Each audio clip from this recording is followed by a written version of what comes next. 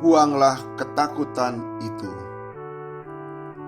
Renungan diinspirasi dari Injil Matius bab 10 ayat 24 sampai dengan 33. Seorang murid tidak lebih daripada gurunya, atau seorang hamba daripada tuannya. Cukuplah bagi seorang murid jika ia menjadi sama seperti gurunya, dan bagi seorang hamba jika ia menjadi sama seperti tuannya.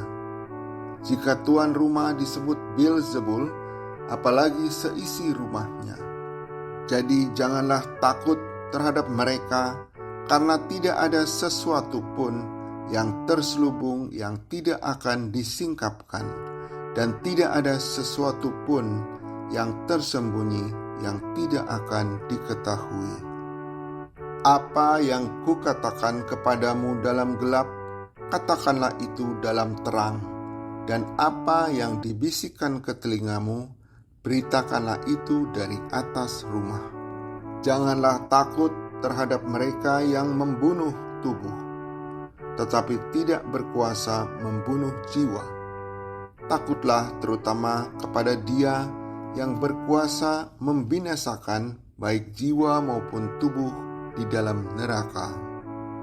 Bukankah 2 ekor burung pipit dijual seharga 1 keping uang terkecil? Namun seekor pun tidak akan jatuh ke bumi di luar kehendak Bapamu. Bahkan rambut kepalamu pun terhitung semuanya. Karena itu, janganlah takut. Kamu lebih berharga daripada banyak burung pipit. Setiap orang yang mengakui aku di depan manusia, aku juga akan mengakuinya di depan Bapa-Ku yang di surga. Namun, siapa saja yang menyangkal aku di depan manusia, aku juga akan menyangkalnya di depan Bapa-Ku yang di surga. Demikianlah sabda Tuhan. Terpujilah Kristus. Burung pipit yang kecil dikasihi Tuhan, terlebih diriku dikasihi Tuhan. Sepenggal lirik lagu ciptaan Deborah Samudra menyeruak dalam hatiku. Burung pipit atau pasridae atau emprit, sejenis burung gereja, mudah ditemukan karena dapat hidup adaptif di berbagai ekosistem, asalkan aman dan dekat dengan sumber makanan berlimpah. Biasanya burung kecil ini menjadi lauk orang miskin karena harganya murah. Sekeping uang terkecil bisa untuk membeli 2 ekor. Remeh, tetapi dikasihi Tuhan. Ternyata Tuhan mengasihi kita lebih daripada burung pipit. 3 kali Yesus memberikan jaminan, ayat 26, 28, 31, kepada mereka yang Dia utus, agar tidak merasa takut. Berani mewartakan Injil dengan terbuka melalui perkataan dan perbuatan, sekalipun risikonya mati sebagai martir. Pun tidak perlu takut, Tuhan akan meninggalkan, sebab Dia setia dan peduli. Bila makhluk kecil yang dianggap hampir tidak ada nilainya begitu diperhatikan Bapa, apalagi manusia yang jauh lebih berharga. Sepintas menjadi murid Yesus itu kelihatannya diuntungkan. Namun, sadarkah kita bahwa seorang murid tidak lebih daripada gurunya? Seorang hamba tidak lebih daripada tuannya.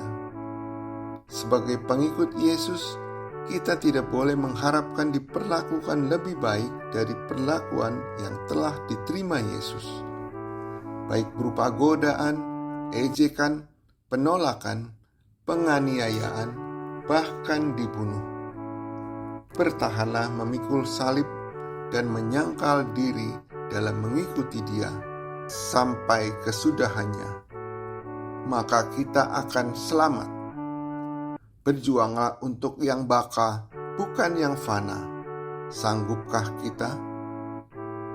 Ketika di Jeddah, berkali-kali aku diajak para sahabat muslim untuk mengunjungi kota suci Makkah Al-Mukarramah, sejam perjalanan darat lamanya. Syaratnya, mengenakan kain ihram dan hafal 2 kalimat syahadat. Mereka akan mengamankanku sehingga semua akan baik-baik saja. Nafsu liar petualangan segera kutindas dengan penolakan halus. Aku senang. Akhirnya para sahabat muslim menghargaiku karena berani mempertahankan salib di tanah Arab. Firman-Nya meneguhkan, dan kamu akan mengetahui kebenaran, dan kebenaran itu akan memerdekakan kamu.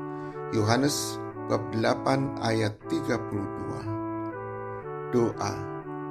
Allah Bapa yang peduli, aku bersyukur karena Engkau memeliharaku lebih daripada burung pipit di udara dan bunga bakung di ladang.